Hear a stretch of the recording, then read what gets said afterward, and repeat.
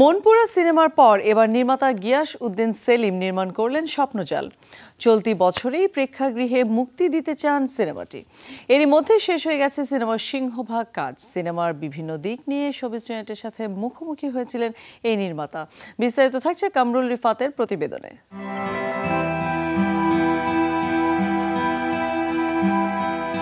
2009 সালে মনপুরা মুক্তির পর থেকেই দর্শকরা অপেক্ষা করছিল গিয়াস উদ্দিন সেলিমের নতুন সিনেমার জন্য।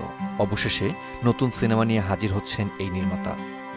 কোনো রকম চাপ নিচ্ছি না, আমি এক ফোঁটাও চাপ নিচ্ছি না। আমি আমার যারা দর্শক আছেন, যারা ছবি দেখেন, তাদেরকে আসলে এন্টারটেইন করতে চেয়েছি। কেন সিনেমার নাম স্বপ্নজাল ব্যাখ্যা করলেন নির্মাতা।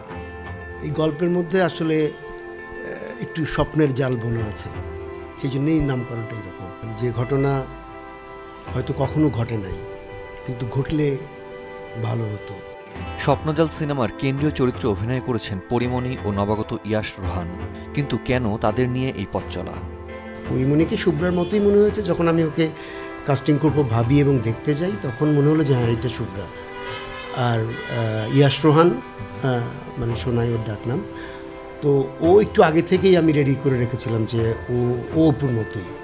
দ্যাটস ওয়াই কাস্টিংটা করা। অনেক গ্রুমিং হয়েছে। তো এক্ষেত্রে আমি বলবো যে দুজনেই, অপু এবং শুভ্রা চরিত্র খুব ভালোভাবেই অভিনয় করেছে। স্বপ্নজাল নির্মিত হচ্ছে যৌথ প্রযোজনায়, কিন্তু অর্থায়ন করছেন বাংলাদেশের প্রযোজক। অন্যদিকে সিনেমার শুটিং হয়েছে বাংলাদেশ ও কলকাতায়। স্বপ্নজালের প্রডিউসার হচ্ছে বেঙ্গল ক্রিয়েশন।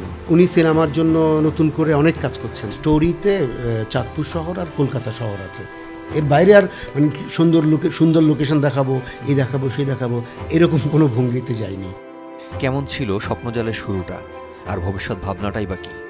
প্রায় 18 মান্থ লেগেছে স্ক্রিপ্ট লিখতে, 18 মাসের মতো। তারপরে আমরা শ্যুট শুরু করি এবং এখন তো 1 বছর হয়ে গেল, এবং আমরা এবছরই আসলে রিলিজ করার মতো অবস্থায় চলে যাব আশা করছি। বাংলাদেশে, পশ্চিমবাংলায়, তারপরে আমেরিকা, কানাডা, অস্ট্রেলিয়া এবং মিডল ইস্টে বোধহয়, আর ইউরোপের কয়েকটা দেশে একসাথে রিলিজের একটা প্ল্যানিং চলছে। ফেস্টিভ্যাল নিয়ে কোনো চিন্তা?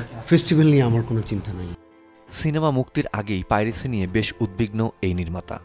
সিম্পলি একটা বক্তব্য শুধু, যে এখন তো পাইরেসি করে কেউ কোনো পয়সা পায় না।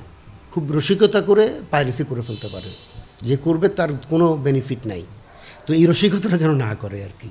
যদি স্বপ্নজাল পাইরেসি হয়, তাহলে পরবর্তীতে আর ছবি বানাতে পারবো কিনা সন্দেহ।